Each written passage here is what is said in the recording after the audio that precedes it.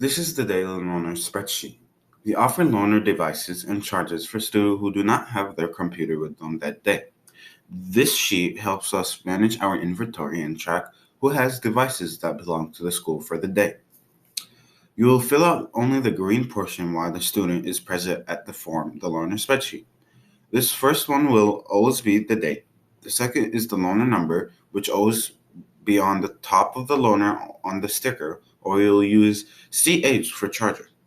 Common mistakes would be not putting in the loaner number, forgetting the student's ID, and also, and this is a big deal, the spreadsheet is only for devices and charges that student borrow for the day, not for students who have their Chromebooks in for repairs.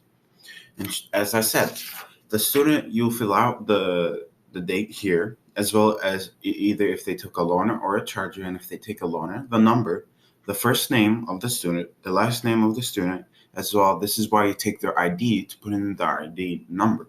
And here you put out your initials for Mr. Bonder to know who filled out what to see if you have made mistakes or not to tell you and to adapt.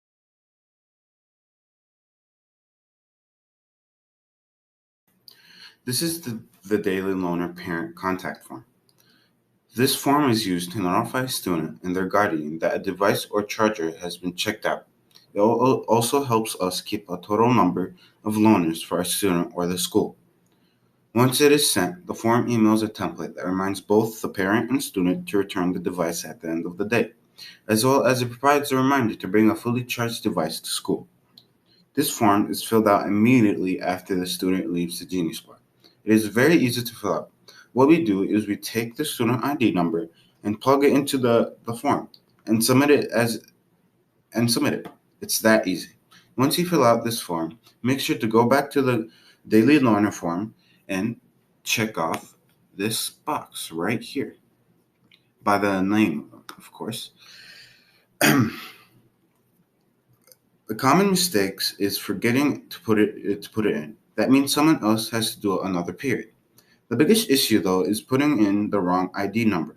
Mr. Bonnie gets a lot of nasty emails from parents of students who didn't check out the device if you mistakenly put in the wrong ID number.